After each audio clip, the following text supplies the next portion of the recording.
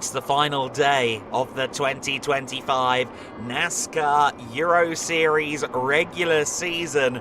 We've got two races to come on this Sunday at Autodrom Most for the Pro Division later on today, but for now we're focusing on Euro NASCAR Open, and we're going to see what happens in what is set to be a dramatic race if yesterday is anything to go by. The Autodrom Most, always a challenge for our drivers who are set to compete in front of a filled house here at Autodrom Most. This one is going to be a spectacle.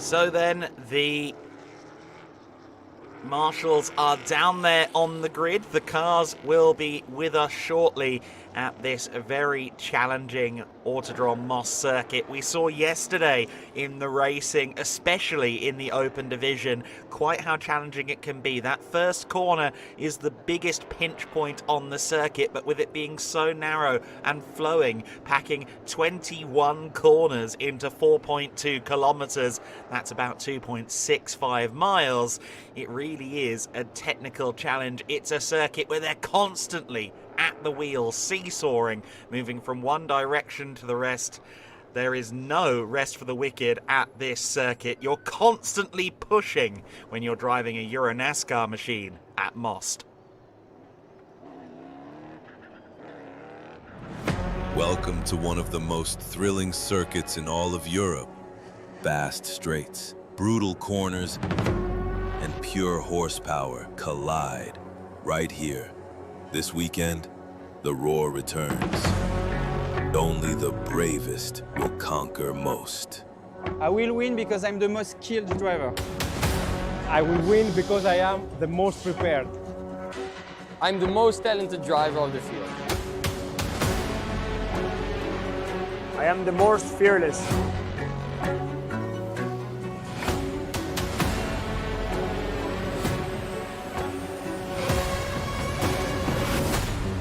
I am Most.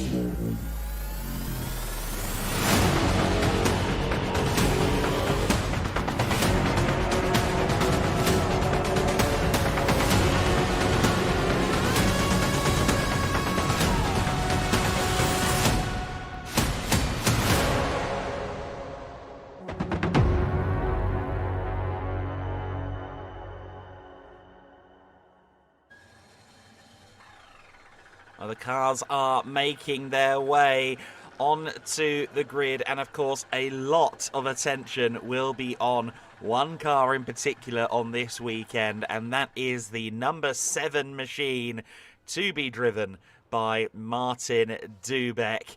Dubek ready to race once again. Of course, he started from pole position yesterday, and he will be starting from pole position again today. Remarkably, and I think possibly for the first time ever in the NASCAR Euro Series, the front row both have the exact same time, a 1:42.015 from both Martin Dubek and Bruno Mulders. In the first race yesterday, the grid for this one set by the fastest laps from race number 1, and Dubek and Mulders set the exact same time. And in addition to those two being identical, Capelli, Chrysonis and Jordan O'Brien all set times within a tenth of each other during that race.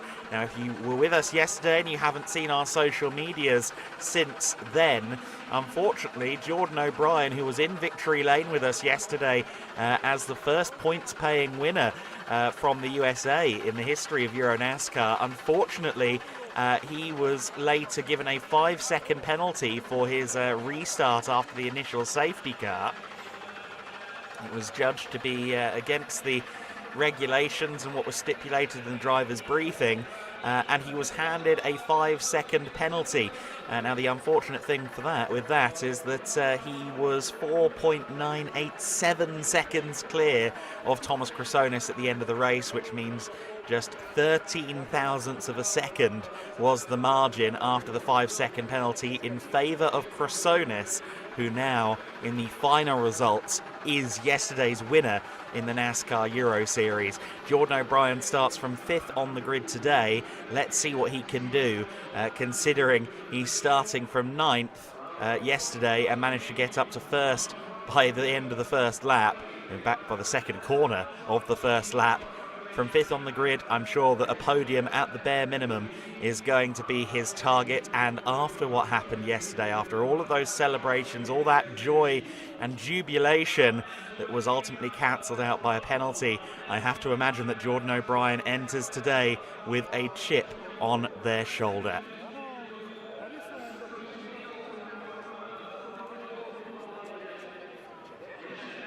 So then there's Jordan O'Brien, yesterday's provisional winner. He's standing by his number 22 car.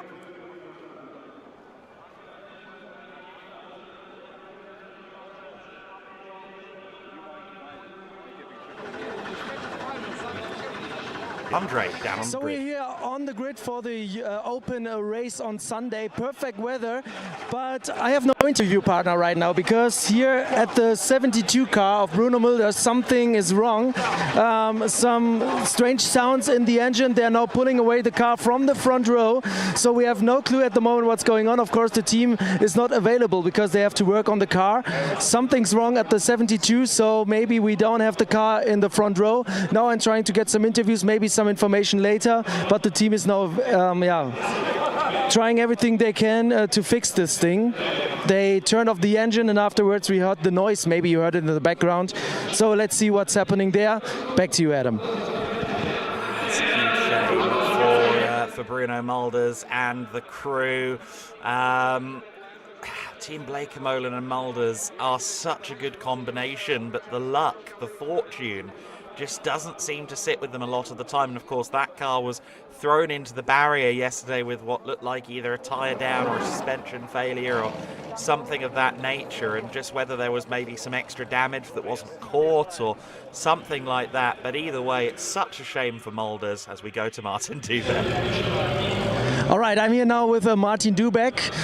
We have a little bit of a strange situation right now with the 72 car, but I saw a lot of people around you at the moment, and also I already saw the Czech president again on the grid taking photos by his own. I see your big smile. You're really happy about this home race, right? Yeah, I'm really happy. The Mr. President came to me, wish you good luck. So now I'm really motivated. So that's a nice feeling, and I also can see a lot of spectators here and lots of fans. So I think that I will enjoy this race. I hope it'll be the podium. If not, I hope that I will do the good show for them.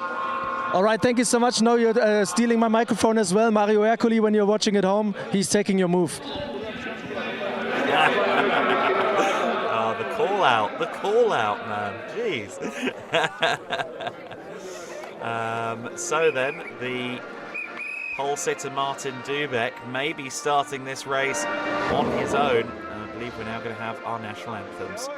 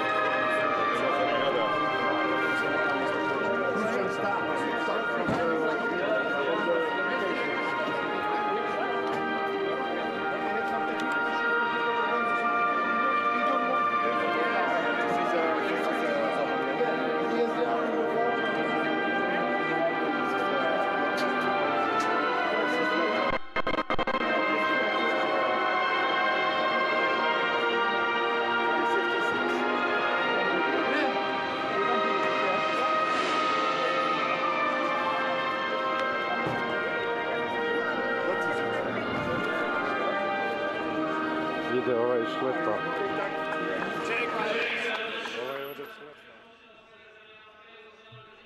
was the Czech anthem. So the Czech national anthem there put out. Of course, the president of the Czech Republic is here this weekend, so that's a huge boon for us. And apologies there for talking over it for a second. I lost audio briefly, but you can see here the developing situation, and it's not developing for the better for Bruno Mulders and Team Blekemolen. The car being towed away with 5.5 minutes until the most famous words in motorsport. That is a very bad sign, Andre. Yes, I was just listening a little bit. They don't want to risk the start, that there's something wrong with the car, maybe with the fluids and stuff, so they pulled it away. I just tried to grab a word. I'm really sorry that I have to catch you unprepared, but can you tell me what happened there? Yeah, well, the start engine kept running, and we took it off, and they say now it's for safety reason we need to start from the pit lane, but the car is fine now, so we don't know exactly what went wrong and what's the problem, but I think we should start from P2, so this will be a small argument, I guess. Yeah. We will have to see after the race and talk to the other people, but I have no clue. Because, yeah, we had a big damage yesterday because of broken suspension, and now we repaired the car and warm up, everything was fine, and now the start engine kept running. So. Okay, thank you so much for being open to us. Back to you, Adam. Okay. Yeah, unfortunate stuff for Mulders and for Sebastian Blekemolen, who we just spoke to down there on the grid. That team deserves some good results this year, especially with young Bruno Mulders, who they've really helped foster into a great talent in his first season, not just in the NASCAR Euro Series, but also it's his first year in car racing full stop, a graduate of go-karting in his first year in big cars. You see 4 minutes until the stromwatchers.com clock ticks down to 0. Lots of fans in the Orion-backed Hendrix Motorsport gear, of course, looking to cheer on their own Martin Dubek on pole position. In the championship standings, things are very interesting coming into this one. Melvin de Groot, despite a difficult race yesterday, is still our championship leader. These are not the updated standings, unfortunately. I'll tell you the updated standings. 229 points for Melvin de Groot, 225 for Martin Dubek, who's now 4 points off the lead in the championship. 5 points off the lead is Patrick Schauber, who is yet to win a race this year. In fact, he's yet to even come second this year, but he's being very, very consistent. Consistency is, of course, massively useful in a championship. However, he hasn't got that 40 points on the board yet. Let's go to Thomas Chrysonis. Yeah, thank you so much, Adam. Thomas, strange situation. Now you have a clear view into turn 1 because there were mechanical issues for the 72 car. How are you feeling right now?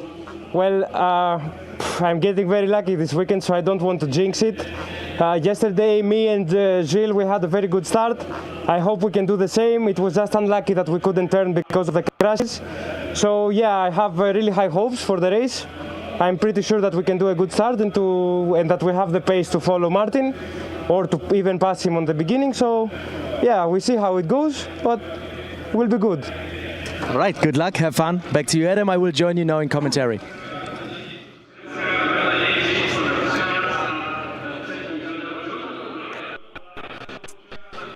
So then the great to hear there with Thomas Chrysonis, who is 4th in the championship standings right now. He's on 223, 6 points back from the championship lead. So the top 4 in the championship covered by 6 points. The top 6 in the championship covered by 15 points. On 216 in 5th is Thomas Dombrowski, and Sandro Tavatkalatsa, after his best result of the season yesterday here, he is now running 6th in the standings.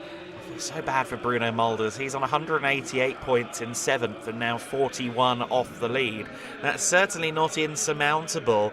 However, he's going to have another tricky day here by the looks of it, being able to, or being forced to start away from the second position he was supposed to begin from.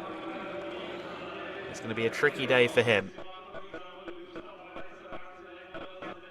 And he could fall further down the points and have even more of a deficit to make up to try and win this title.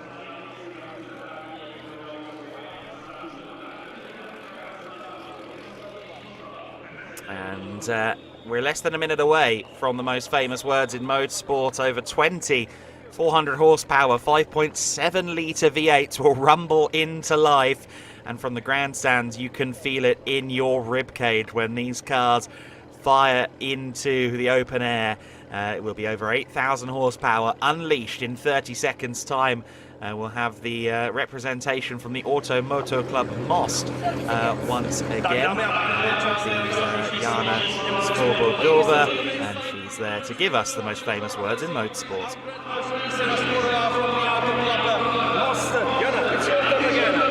Drivers, start your engine.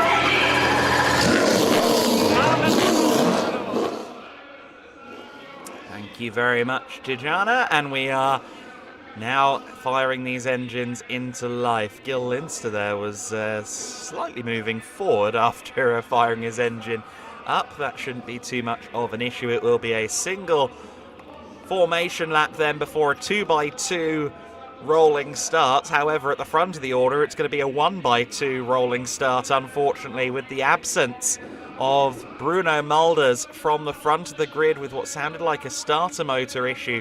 Based on what Sebastian Blekemolen had to say, he alluded to the fact that that car was so heavily repaired yesterday after the big hit to the wall that we saw at the conclusion of round number 7, or not at the conclusion, but halfway through the race in round number 7 yesterday. We're now into what will be the finale of regular season, and Thomas Krasonis there at the front of the field. He'll be looking to make hay here from what is going to be effectively third position on the grid alongside Claudio Remeggio Capelli because of Bruno Mulders' absence. The cars are rolling then. We will run you through the grid in just a few moments' time here, as we are moments away from going racing at Autodrom Most for the first time today in the last day of regular season. Martin Dubek again with huge expectations being rained down on him from his local fans. And we will be watching with interest to see how he pulls this one off. Based on yesterday, he'll be hoping for a little bit better this time around. Martin Dubek on pole. He's alongside nobody. Bruno Mulders is supposed to be there in the Team Blekemolen 72. Looks like he'll be doing a pit lane start.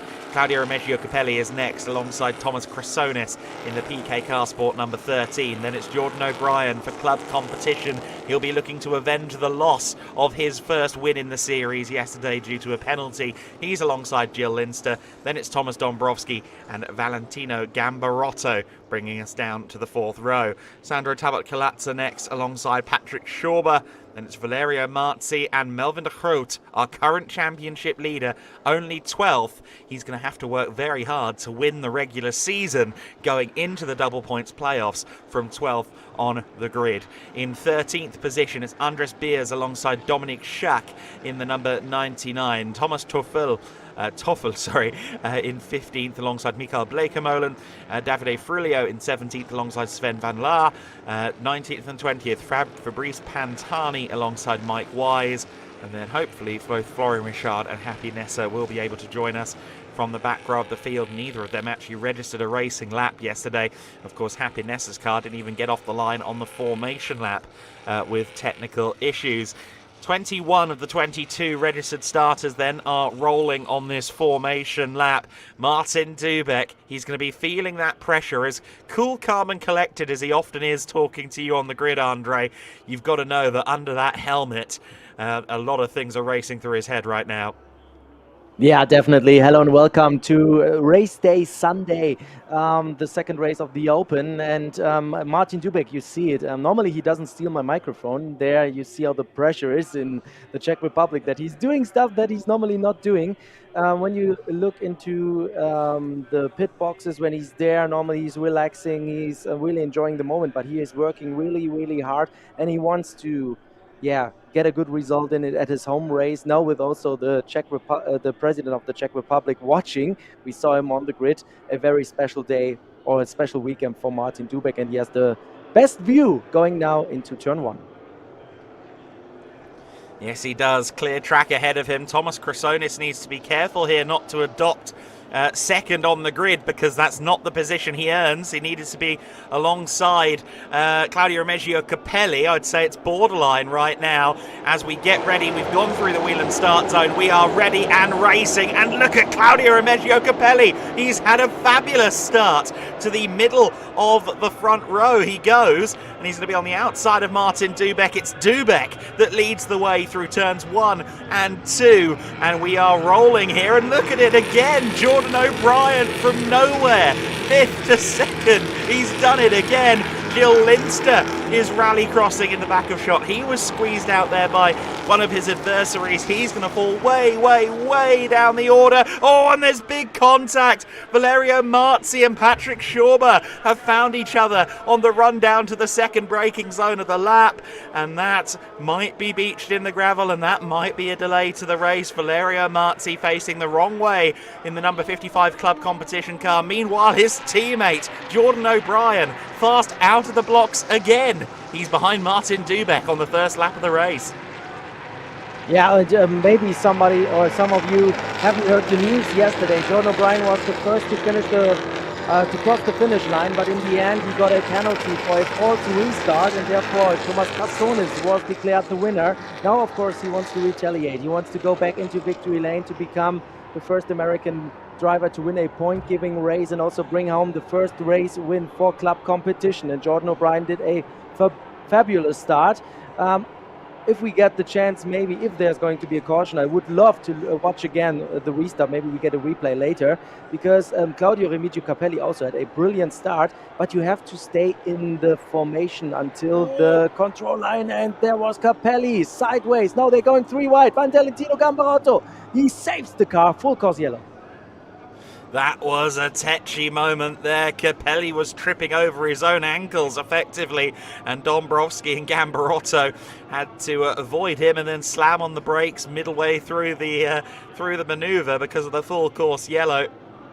So the car's now idling around the circuit as we've seen before this weekend, and it'll either go back to green immediately, it could go to a virtual safety car. We'll have to wait and see on that front, but chaotic start once again. We at least got to turn 3 this time before we found anyone in the gravel trap, but all the same, not an ideal start there. Valerio Marzi, the car in the gravel. We get a look back at that, but we'll have to take a look at that start again. To your point regarding Claudio Remeggio Capelli, whether the start was maybe too good, and that might have benefited Jordan O'Brien as well, of course, because he was directly behind Claudio Remeggio Capelli. All the same, an exciting start to the race. We get a look back at it now, and it was after the start line that Claudio darted alongside Martin Dubek, so to me that looks relatively okay. Yeah, definitely. The start is under investigation, but yeah, we have to take a look at the start line there, and you have to stay in formation until then. In the back of the field, maybe there was somebody else also pulling a bit out there. Then we had Gil Linster going here a little bit rally crossing after a little bit of contact there. Did a good job keeping the car on the grass there and then rejoin in a safe place. Really good job. And then we have this spin by Valerio Marzi and also Patrick Schauber in the gravel, but he was able to rejoin, while Marzi, yeah, he's stranded there in the gravel trap, and that's why we have the full course yellow at the moment. Start is under investigation, and we have to wait for a call by race control. I'm wondering if Marzi might have gained some damage, because I think he was the other party in that contact with Gil Linster, potentially. He was certainly nearby when it happened. Whether or not his car was damaged and that led to the further contact with Patrick Schauber, certainly looks like there might be some damage to the left front corner on that number 55 club competition car, but the end result is the same no matter what. He's stuck in the gravel. He's going no further. Martin Dubek then is our race leader. Jordan O'Brien second at the moment. Then it's Thomas Chrysonis, Claudio Remeggio Capelli in fourth, Thomas Dombrowski fifth. Then it's Gambarotto. We get another look there. Yeah, it looked like something went wrong with Marty's car, didn't it? Because he just started going straight as the circuit arched off to his right, and there was then the contact with Patrick Schauber, and this was a huge moment for Gambarotto. He did very well not to end up in the side of the number 24 there in that number 11 Illumitech Racing car. The Illumitech Racing team, one of several that had to do some work overnight on the car. Of course, Gambarotto didn't make it to the flag yesterday. He now runs 6th, Tavat Kalatza in 7th, Thomas Torfel in 8th. Melvin de Groot is up to 9th position as the safety car is deployed, the physical safety car. So we will go back to a fully bunched up field. And then at the back of the top 10, it is Andres Beers. Your leader in the Master Trophy for amateurs or rookies is Jordan O'Brien. Your Legend Trophy leader is Claudio Remeggio Capelli in P4.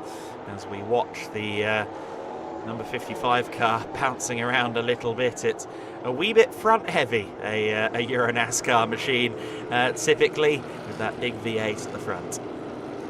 Yeah, 1,250 kilograms plus a heavy V8 engine there, 5.7 liters, 400 horsepower. Yeah, the weight is a little bit more to the front, but that's good for turning. You know, you need to have the weight in the front of the car when you want to turn, and that's why they also go very deep into the brakes when they go into a turn. They are braking a lot.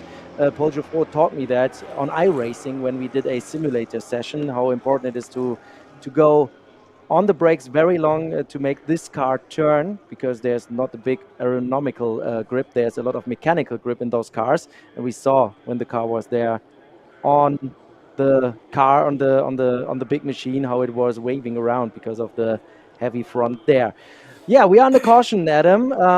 We have the safety car, and we have to dig deep into the rule books now, because when we have a physical safety car here, oh, there's a lot of body work on Patrick Schauber's car flying around. But when we take a look at the rule book, when we have a physical safety car on track, we may extend the race a little bit, because those laps under safety car can be added. Yeah, that is a good point. So we might end up with a couple of additional laps tacked on to this race at the race controls discretion. Of course, it's a very busy weekend here at Autodrom Most, so we need to ensure that we don't go over our allotted time for this race, but I suspect we will get a couple of additional laps tacked on here. If you have never come along to the Autodrom Most and seen the Euro NASCAR weekend here, we do also have the FIA European Truck Racing Championship as well. It's a real heavy and thunderous weekend in several different ways, with this weekend that's become a traditional fixture at the Autodrom Most. Of course, Euro NASCAR have been a part of the setup here since 2019, and it's become a firm favourite among the fans for sure, the style of racing we offer in the NASCAR Euro Series. But Patrick Schauber is coming into the pit lane, and that could be a huge loss for him. His most important thing right now is to stay on the lead lap, of course, because that would be incredibly difficult if he was a lap down and effectively locked out of gaining any positions. But regardless, the man who is third in the points, 5 points back from the championship lead, into the pit lane, that is a huge drama. We've also had a penalty through for car 55, 10 seconds for causing a collision. I somehow don't think that's going to affect Valerio Marzi's race time, as his car is winched away from the gravel. But a huge shame for Patrick Schauber. Hopefully they're just cutting that bodywork off and sending him back out there, Andre. Yeah, definitely. Maybe they're just ripping it off, because it was really, really loose, and when he's lucky he can rejoin. But we're going to have a restart after this lap, single file, so safety car in this lap. The team of RDV competition has to be very quick to get the 3-car rolling again, and maybe he's able to rejoin, because the race is going to be continued very soon, and I'm really curious if we get 1 or 2 more laps added to the race distance because of this safety car situation. Dubek still in the lead. Jordan O'Brien, Krassonis, Capelli, Dombrowski. Adam, that are our top 5, and I think it's going to be a great fight there. Yeah, absolutely. I typically, I tend to agree with you on that front. I think there's going to be a few parties here with an aggressive stance to their restart. I expect Claudio Remigio Capelli to pull no punches as he tries to return to the overall podium. Melvin de Groot, as much as he's usually quite a calculated racer, I think he knows that today of all days he needs to get a good result on the board with a view to the overall championship. Yes, he's racing for the Legend Trophy as well, but he's currently first in the standings. The next closest driver from Legend Trophy is Sven van Laar in 11th. With a big deficit between them as well. So I just think that Melvin is firmly subscribed to this fight for the overall championship, and he'll be looking to do better than his current position of 9th place. He's got the number 34 car of Thomas Toffel ahead of him in the queue there in 8th, and that's a hard nut to crack. That's a difficult guy to overtake, so keep an eye on that as well. So then, as of now, we haven't had any confirmation of additional laps, but that usually comes in a couple of laps after the restart. So we'll keep an eye on whether we get more laps in this race. The safety car has peeled away. We head towards the wheel and restart zone, and it is going to be Martin Dubek that fires them off again. Can Jordan O'Brien get another one of his signature starts to try and challenge for the race lead for a second consecutive day here in the NASCAR Euro Series? Everyone bunching up there behind Dubek as we launch back to racing. He covers off the inside, does Dubek in the number 7. Around the outside goes Thomas Krassonis. Krassonis around the outside. He will lead. He's got the inside for turn number 2. It's going to be side by side between him and Dubek, but no, Dubek is squeezed out. He's down to second place. There's some smoke and perhaps some contact there further back in the field, but Dubek down to second, O'Brien down to third, and then it's Capelli and Dombrowski rounding out our top 5. Funnily enough, Thomas Krassonis' driver coach, Alan Day, he was racing last night in the Xfinity Series at Portland International Raceway with a chicane not too dissimilar to what we have here at the first couple of corners of Autodrom Most. And Krassonis using his significantly improved confidence this year to move up to the race lead. What a brilliant start for Thomas Krassonis, a brilliant restart in the number 13 car of PK Carsport. He's now leading in front of Martin Dubek and Jordan O'Brien in 3rd place, and also Claudio Capelli in this group. Then there's a little bit of a gap to Thomas Dombrowski, then Gambarotto, Tavat-Kilate, Toffel, De Rood and Beers, our top 10 after this restart. But there's a group of 4 cars pulling away from the rest of the field, and I think Krassonis is now under pressure. Dubek trying it on the outside. Capelli also dives to the inside, tries to get the 3rd place from O'Brien, but O'Brien defends, and also Krassonis stays in the lead. But I think, Adam, in those 10 laps, maybe more, this is going to be a fun group because they are all very equal on pace. They all have their signature moves ready. Krassonis made it clear you can be on the outside of turn 1 to have the advantage in turn 2. This may be the way to go. That was another try for Dubek, but Krassonis still in the lead. So it's lap 6 of a schedule 14 at the moment, but we'll have to keep an eye on whether we do get additional laps added to this motor race as we get a look back at the restart there and that bunch up situation. I think Claudio Remigio Capelli did Krassonis some favours there, kind of getting into the rear of the number 13 a little and bumping him forward into a good run around the first corner, around the outside. A great move from him. Linster, it was again having issues on the restart, this time spinning it out between turns 1 and 2, gets the number 30 Retty Jones Racing Mustang pointing in the right direction again, but Linster running 15th at the line last time by. He has fallen by the wayside somewhat there. Krassonis, Dubek, O'Brien, then your top 3 slightly gapping Claudio Remigio Capelli in the number 5 by just a couple of car lengths, but I say that, Capelli gets a good run there through the S-bends, but certainly the top 4 have broken away from Dombrovski in 5th position. Toffel and Melvin de Groot were still running at 8th and 9th last time by, and we just saw the 72 of Bruno Mulders actually on screen for a split second. He was 11th last time by. I think he'll be into the overall top 10 as they cross the line this time by. So Mulders, who started from the pit lane, who was meant to be with us on the front row of the grid, he's making very, very good progress. Yeah, he's already there, trying to get into the top 10. Oh, the number 14 car there sideways, but Pantani was able to catch it. He's battling it out with Happy Nessa in the 77 car. This time the 77 seems to run smoothly. They had some issues engine related yesterday. That's why the engine cut off, and therefore the 77 car was not on the grid yesterday with Happy Nessa, but this time the car seems to work fine. Thomas Krassonis is still in the lead, but Martin Dubeck and Jordan O'Brien both are there.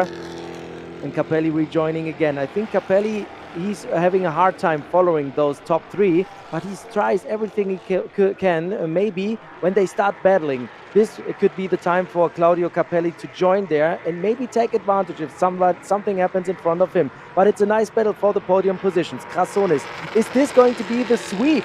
Is he going to have a perfect weekend, a perfect regular season final in the Open division with PK Carsport at Autodrom Most? It looks good right now, but there's still 8 laps to go. Patrick Schauber is still in the pit lane, by the way. We spoke about Bruno Mulders starting from the pit.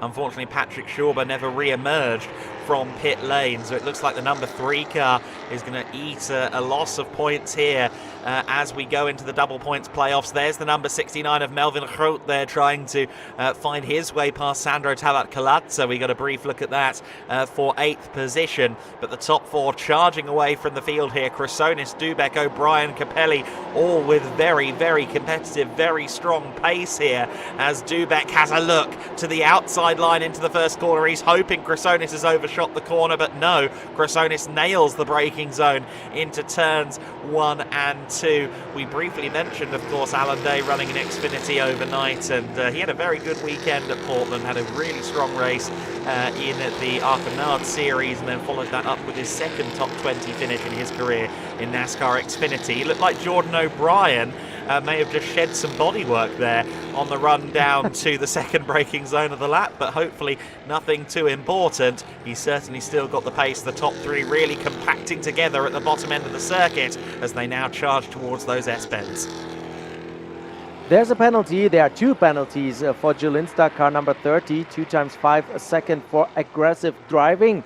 I think this is the first and the second start that we saw earlier. The 30 car, they're involved in some situations, and therefore there's a penalty for the 30. But there are more investigations going on regarding the starts, and we still have no information if there's going to be added laps or not because of the safety car. Martin Dubeck, he's at the back bumper of Thomas Krassonis. It's a really nice battle for first place, and Jordan O'Brien, he keeps it a little bit safe right now. A little bit of distance between 1 and 2.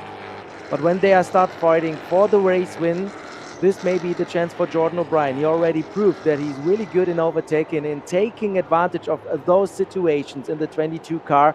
Even if he lost the win yesterday because of a restart infringement, he's still doing an amazing job in his second event in the NASCAR Euro Series, Adam. I think when he continues to drive in this series, he will be a serious contender for more race wins when I look into 2026, and maybe even a title contender when he keeps up that form.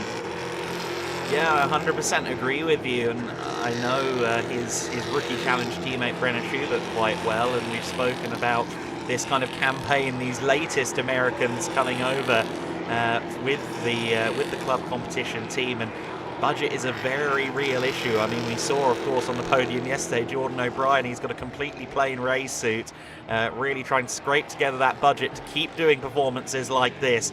And again, I said it yesterday on the broadcast, it strikes me as an open opportunity that plain race suit, if you want to get involved in the NASCAR Euro Series in a sponsorship capacity, it seems like Jordan O'Brien might be one of the best options out there right now. That number 22 car from Club Competition looking more competitive than it ever has looked over the last couple of weekends, with Jordan at the helm. Of course, it was jubilation yesterday for him and for the team. It would have been the team's first victory in the NASCAR Euro Series as well before that penalty fell upon them, and they'll be looking to try and at least get on the podium today as we see the 21 car of Mike Wise, another of our Americans.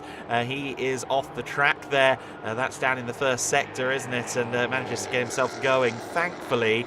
But let's see what the 22 can do. Martin Dubek kind of halfway between Chrysonis and O'Brien at the moment. Doesn't know whether to attack or defend.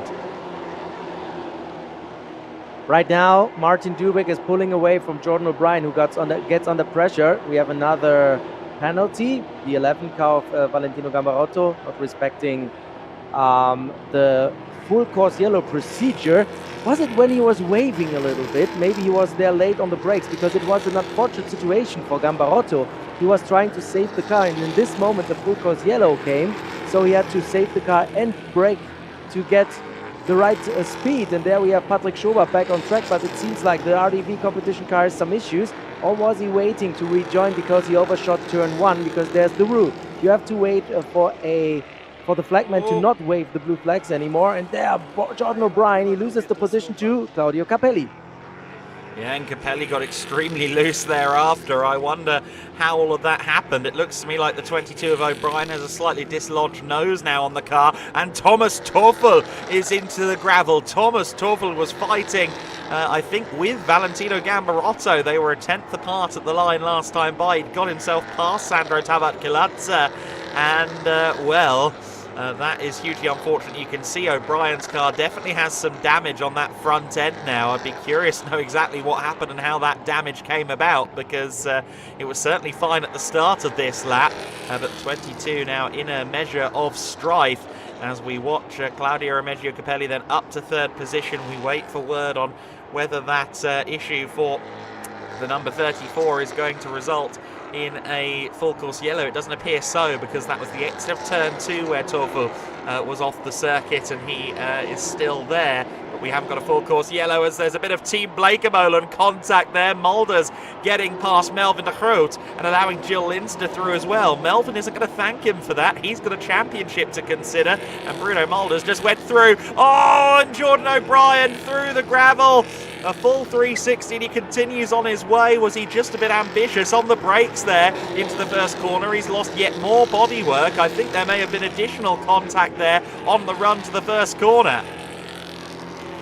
Yeah, that's the typical open chaos we have in those races. 4 laps to go, and Jordan O'Brien lost a lot of ground there.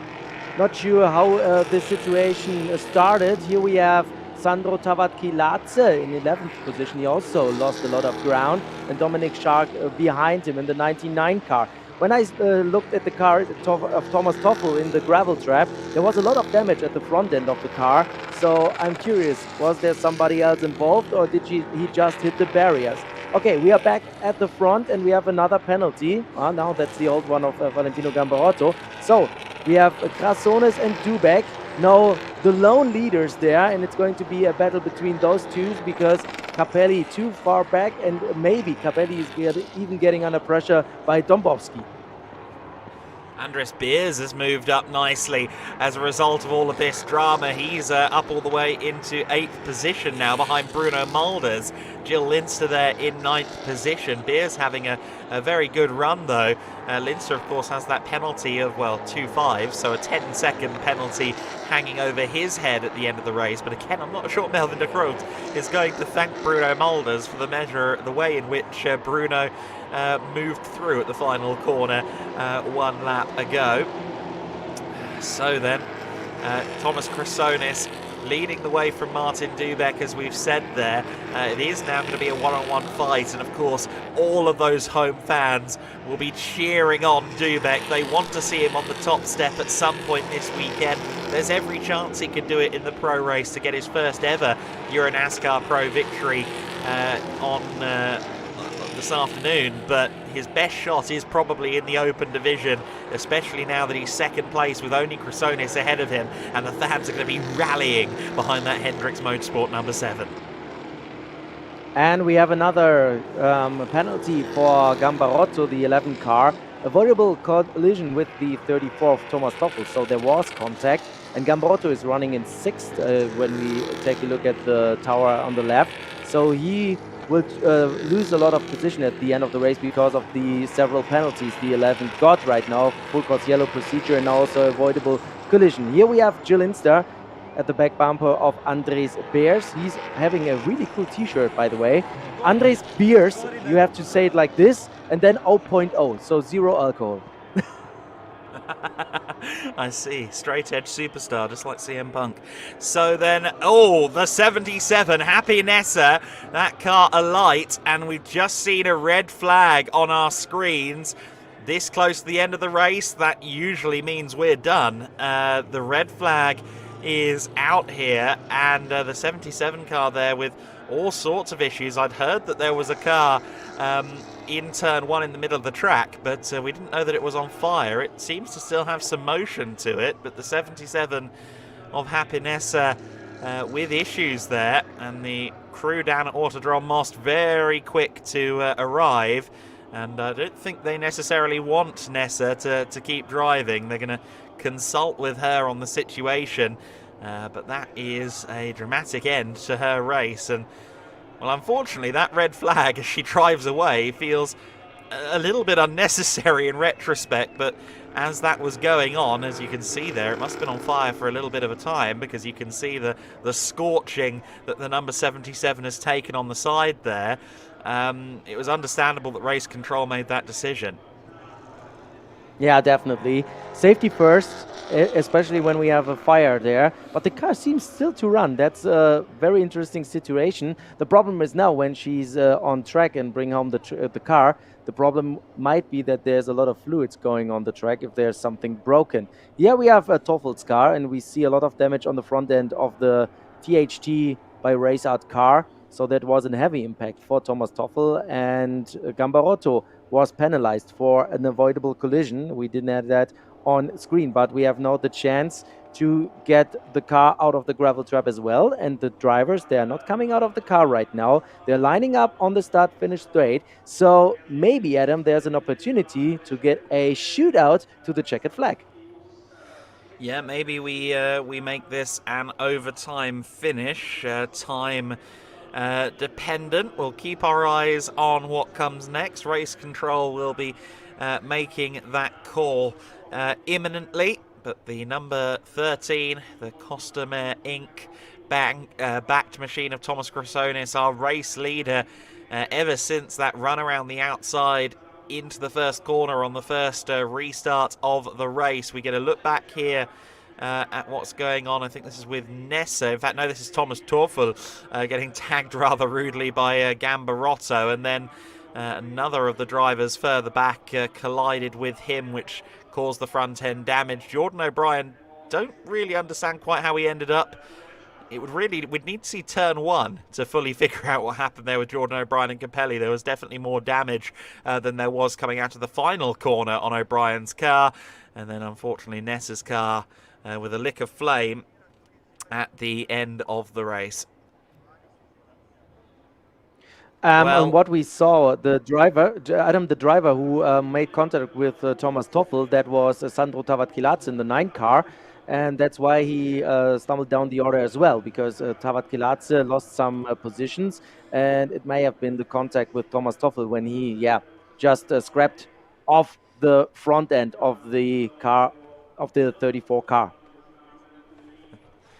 Any Happy Nessa fans want to get a screenshot? She's currently listed on our timing tower there momentarily as the leader as she makes her way back into the pits. But good news that the car at least gets to the pit lane after that rather fiery moment down at the first corner. She's back into the pits, and they'll be doing some further investigations, no doubt, on the 77 car. But we wait with bated breath for our next moves.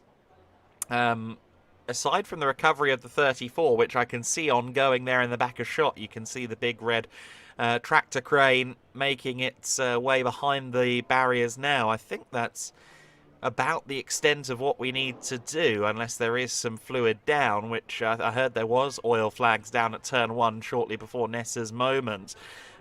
So we'll keep an eye on that and see whether the marshals head out there with some brooms and some cement dust. But I would suggest that on face value, we might not have too much left to do here. We may get that restart that we're all pining for. Certainly the fans of Martin Dubek would love to see him get one last shot at a restart behind Chrysonis with 2 laps to try and fire back. But of course, for Dubek, this isn't the situation he wanted at all. He was right there with Chrysonis, and moreover, Capelli was 5 seconds down the road, so he's going to have to worry a bit more about what's going on behind him if we do get this restarted. For Gil Linster, it's bad news as well, of course, because he had a 10-second penalty.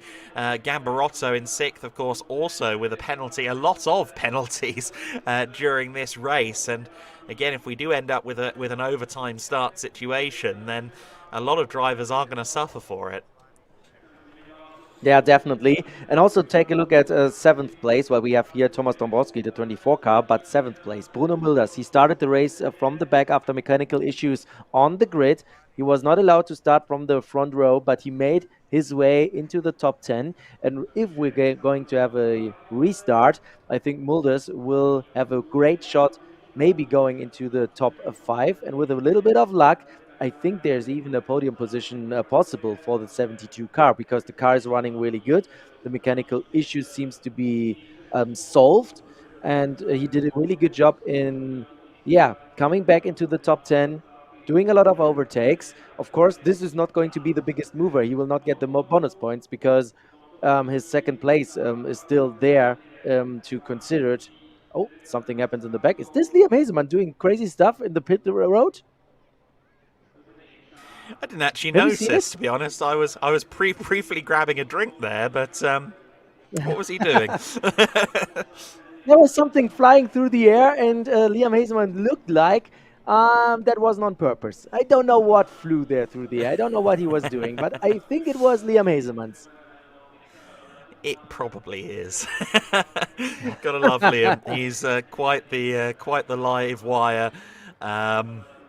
What a dude he is. Of course, Gil Linster and Liam, a very good partnership. I think extending well beyond the race circuit now, kind of negotiating together in business and making that Retty Jones Racing collaboration as we get a look here at the the very start of this race. Doesn't this feel like a long time ago now? Claudio Remeggio Capelli briefly with a bid for the race lead off the line. It was Martin Dubek with an early lead in the race. Engines on is the bulletin, by the way, down on the grid. So we're getting a look back here at the race that's come so far, and it sounds like we may end up with more to come. But the number 30 of Gil Linster going straight across there, of course, on the first lap, his first of several issues. Valerio Marzi and Patrick Schauber into the gravel trap as well. That was really unfortunate, that collision there, as we now see the cars rolling again. I believe these are live pictures. Now, I understand we're doing 1 lap under safety car, and then unfortunately checkered flagging the race, which isn't what we want to see.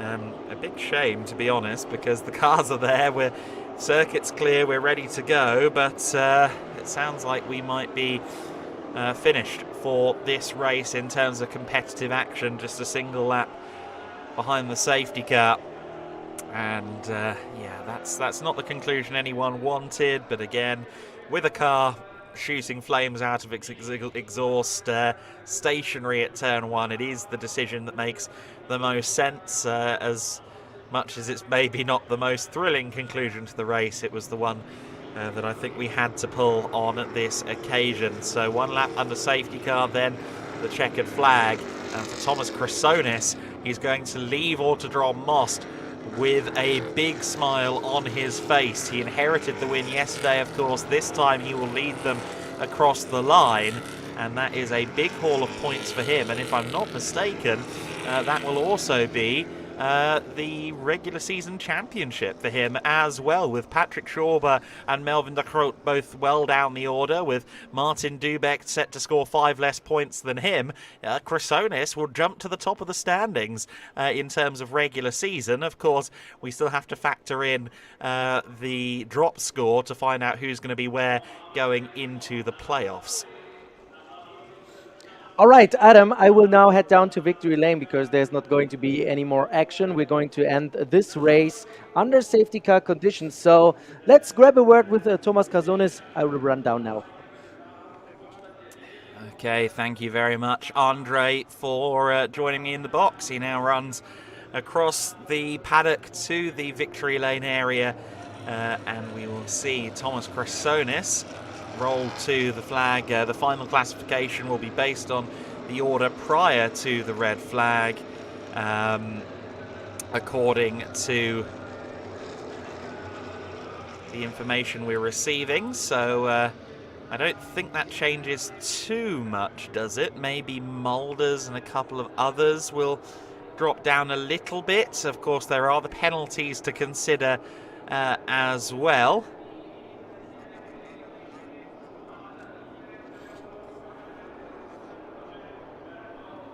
So the race is set to end here under safety car conditions, but we will be taking the order previous to the red flag to form the order. What we know for sure, undoubtedly though, is the man who will take the checkered flag after inheriting a victory yesterday. It is once again Thomas Chrysonis with a flawless weekend here at the Autodrom Most. He receives the checkered flag. Martin Dubek taking second place. He will be very frustrated to have not claimed a victory here in front of his home fans. Capelli, Dombrovski, O'Brien, your top 5 across the line, and I think that order will remain as well. Once the red flag is taken into consideration, once we drop back from the prior to red flag order. There will be some penalties though. Jill Linster will fall through the order.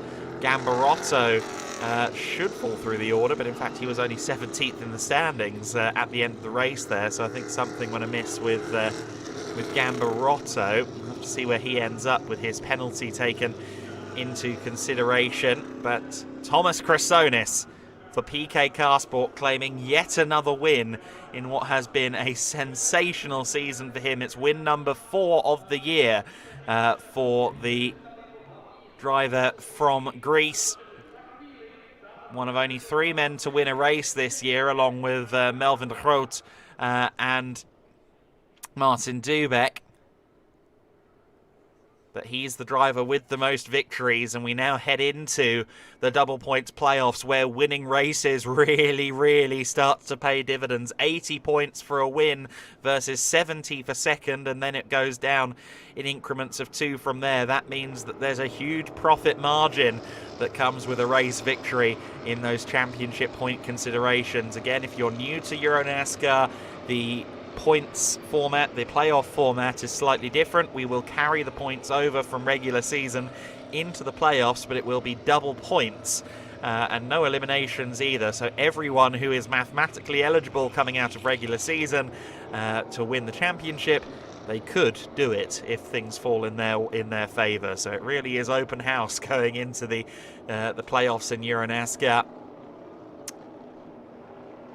Well, Thomas Chrysonis, yesterday, his post-race interview was a frustrated one. He felt aggrieved that there was some issues and some contact.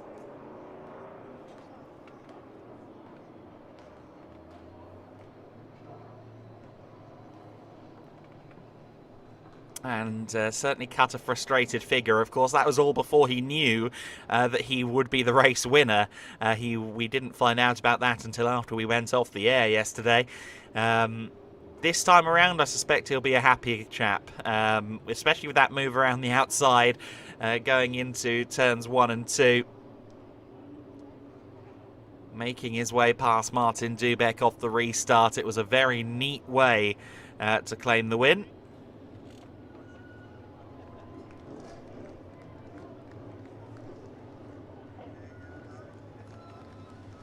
We know there's a lot of discussion going on at the moment as to who's going to be where, because the order is going to be set by after the red flag.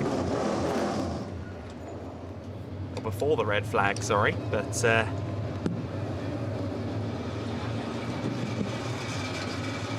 we know for a fact that Thomas Chrysonis will be our race winner. The PK Car Sport number 13 machine. Climbs out of the car in victory lane. It's the third time he's been to victory lane this year. It's his fourth win of the season. After yesterday's race, of course, he didn't get to come to victory lane, but this is a big moment for him and PK Car Sport in the championship. 2 wins, a sweep, 80 points gained from his trip to Autodrom Most. With it, I believe, will also come the regular season championship. From what we know right now, he'll be 5 clear of Martin Dubek in the regular season championship across the first 8 rounds of the season, which is a really impressive achievement for the Greek. Of course, we now head to Germany in 3 weeks' time with the Open Division. Oschersleben awaits. And Thomas Chrysonis will come with a big smile and a feeling of great achievement. He will be leading the standings going into the playoffs. The driver who prior to this year was occasionally knocking on the door of podiums but never race victories. This season it's been a huge upward trajectory for the number 13 driver. Now that he's with PK Car Sport, that team driver combination along with the coaching from Alan Day seemingly has just unlocked that last potential from Thomas Chrysonis.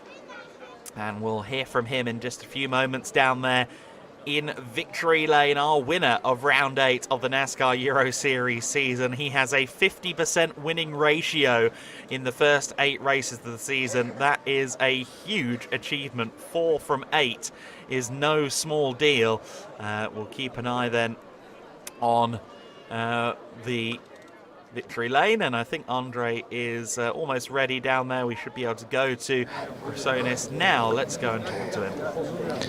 Thomas, congratulations not only for the perfect sweep here at Autodrom Most, 2 race wins, but also you're the champion of the regular season, 5 points ahead of Martin Dubek. You will head into the playoffs as the championship leader. How does it feel like? Well, it was not easy. You know, we were a little bit unlucky with the DNFs that we had throughout the season, and how Martin said in England, I was probably going to be a little bit angry with the blocking. Probably will be the same for him here because, you know, I blocked a lot. It's his home track. He wanted the win, but yeah, we're fighting for the championship. He did very clean battle. I have to say that was very tough, and for sure we will have a very good show until who is the champion. You know, Martin will not let it go. So yeah, I think we are going into the playoffs with a lot of excitement. Also for me, also for him. Everybody's very hungry for the win. I'm very happy to have these guys as my competitors because it makes the championship very, very interesting and difficult. So yeah, thanks to my sponsors, Costa Mare, Dodoni, my coach, driving coach Alan Day, who's watching from the US, my coach Paul Tibas, my friends and family who are here, and obviously I forget all this. I was thinking I'm forgetting something. My team, PK Car Sport, my chief mechanic Gunther Gillen, for creating this amazing rocket of a car. And yeah, one more race today for the pro. Hopefully we can bring it also again in the top 5. Yeah, that's it. All right, then the last thing is going to be you owe me one more, eh? You get it, you get it.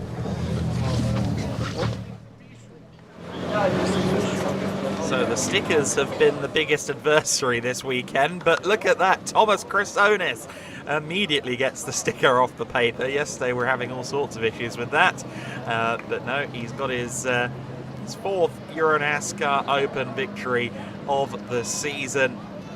It's been such a great year for Chrysonis in both the Open and the Pro division, and he is the regular series champion, or the regular season champion I should say, in the Open division as we understand it. Certainly with the drop scores in consideration, he will be the championship leader going into the playoffs by 5 points over Martin Dubeck. So those two super close together as they were on the track today. Provisionally De Groot, Schrober and Dombrowski, your top five. Yeah, Thomas Dombrowski next to me, teammate of Thomas Chrysonis.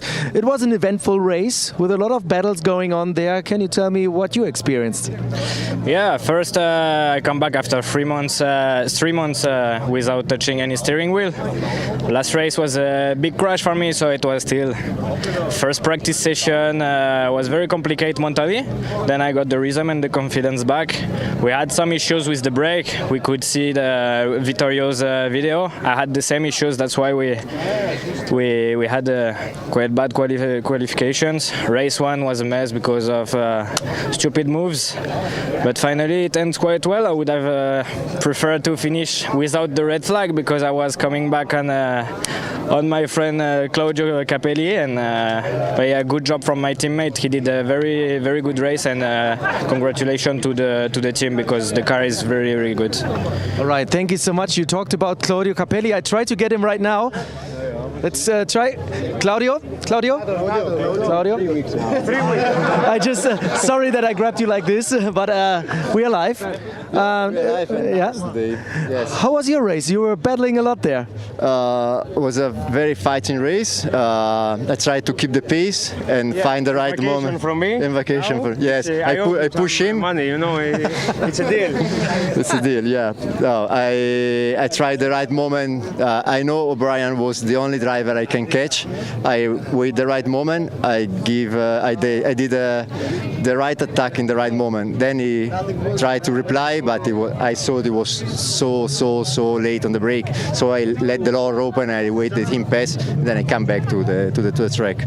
But you know, I'm not happy. I'm happy for the race today. I'm a little bit afraid again for yesterday. You know, to what happened with Martin. This is my friend.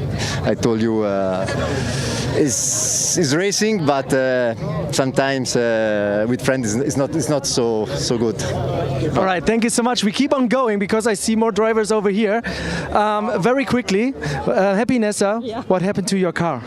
Oh, Saw flames. yeah, well, I broke a little late and I was in the wrong gear, like in the third gear. I wanted to shift in the second, so my rear blocked, and then I turned and I went to the gravel. I wanted to restart the car, but it didn't work, and I didn't saw the fire, so I just saw the rescue coming, like wondering what's going on. Then my car started again, and I wanted to race, but they said, look, you have to stop because it was the fire. So yes, this girl is on fire, I would say. But yeah, it was good. It was a good race. I think I made it good. Like I gained 2 places, or yeah. But in the end, now I'm last. All right, thank you so much for those insights. I keep on going with more drivers. Bruno, it was a really great comeback after you weren't able to start on the front row, but still you made it through the field. How was it for you? Yeah, it was just too much happened this race, to be honest. It was just really bad luck at the start with the start motor that stopped working, and it's quite a disappointment after, I mean, qualifying P2 yesterday, but it's still a good comeback, but I'm not, it's still shit. Yeah, it is what it is. Thank you so much. And we keep on going with Michael Blekemolen. Yes. Another Legend Trophy podium. Yeah. How happy are you? Third. I'm not happy because there is 2 places to go for me. But anyway, now I'm happy, and it was a strange race. but still there's a lot of trophies already at home. Another one for your shelter, I think. Where do you store them all? Our trophies total, I think 3,500 or 3,800. My sons and myself. But amazing. After 55 years racing and 5 years karting, I have a lot of trophies. One more now. They were real silver. I got melting it. No, not possible anymore. But again, congratulations. Thank you so much. And back to you, Adam. Always good to hear from Mikael Bleekemolen, and also the pragmatic approach from Bruno Mulders there. I do feel for the young man. He has been so promising this year, but the results just don't stack up in his favour. Of course, he'll be one of several drivers seeking a better result when we come to the pro race a little later on. The next stream, of course, being that pro race, which will be later on this afternoon. And we're looking forward to seeing the likes of Martin Dubek, Thomas Chrysonis and Bruno Mulders out there with the stars, of course, of the pro division. The likes of Paul Giuffreau, our defending champion Vittorio Gorelli, and yesterday's winner in the form of Gianmarco Ercoli, who'll be looking to move up the order. Be interested to see what Martin Dubek intends to do, or what his aim is going into that pro race. He'll be starting from 7th on the grid in Euro NASCAR Pro. Here then we have the podium ceremonies. As we see there, the details, 2:50 p.m. For local time is when we'll be back live with more Euro NASCAR action in the pro division. Claudio Reggio Capelli and Martin Dubek up onto the podium, and they'll be followed by our race winner and the man who leads the championship going into the playoffs. It is Thomas Chrysonis, who has quite an edge right now, at least here at Most, over his competition.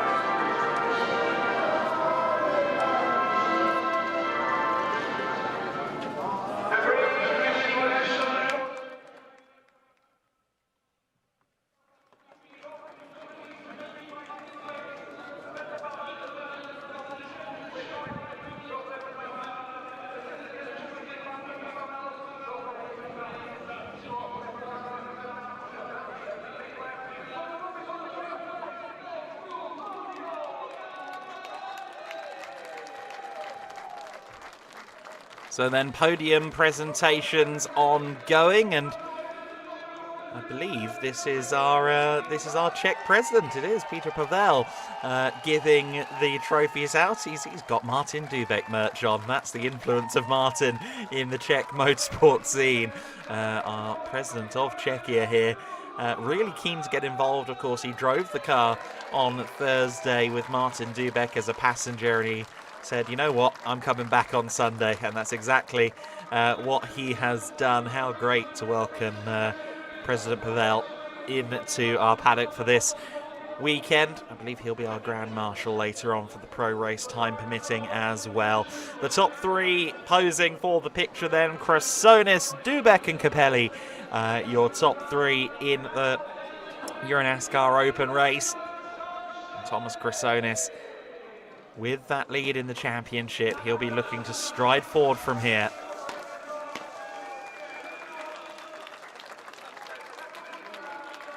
The champagne shower and the confetti flies. And the top three will take their trophies and continue to celebrate, but of course for all three drivers actually, they need to get themselves ready for the pro race later on, so limited opportunity to celebrate. They've got to get back in the zone for our next race in a little under 3 hours time.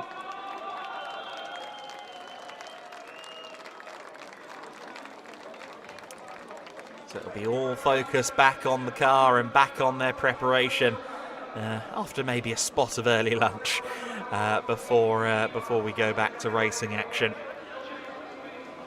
You see our Great partners here in Euro NASCAR on the side of the 13. Strom Watches, Samsonas, of course, who provided us with that fabulous 5-speed sequential transmission for this season. And, of course, you saw there the iRacing sticker on the car, and that's an exciting partnership which could yield some great new avenues for Euro NASCAR in the future. Legend Trophy podium ongoing. Mikael Bleekemolen to the third step of that podium. He'll be followed by Melvin de Groot, the Dutch giant, and of course his Team Bleekemolen teammate. It'll be Claudio Remigio Capelli who climbs to the top step in Legend Trophy. De Groot still comfortably leading in Legend Trophy and also third in the overall standings, of course. He's still firmly to be considered as a championship contender. He's been Mr. Consistency this year, and he's within 20 points of the championship lead. He came into this weekend as the championship leader. His qualifying performances didn't really yield gold for him on this occasion.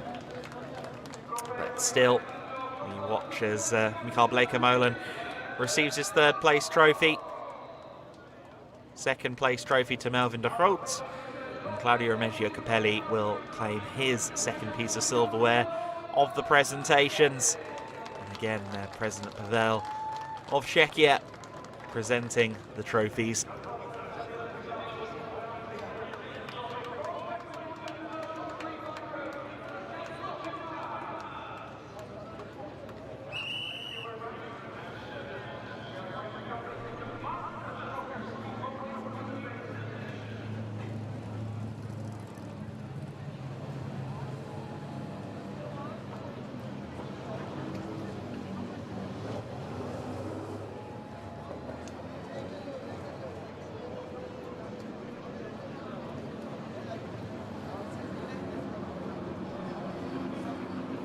So then we have a couple of more presentations yet to come. The Master Trophy podium up next. And that will be the domain of Thomas Dombrowski. He'll be the winner in that consideration. We should see them here in just a few moments. Indeed, here comes our third placement, and that is Bruno Mulder's Master Trophy podium in spite of his dramas. What could have been if he'd started on that front row of the grid? Of course, Prasonis from row 2 ended up as our winner, and young Bruno Mulders feels overdue for a Euro NASCAR race win at this point. Jordan O'Brien and Thomas Dombrowski join the podium for Master Trophy.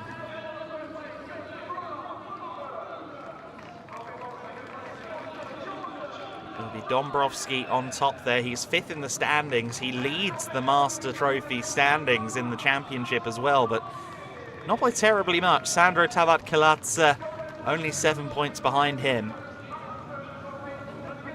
The Master Trophy for rookies and amateurs. And we'll have to see how the remainder of this championship dice unfolds.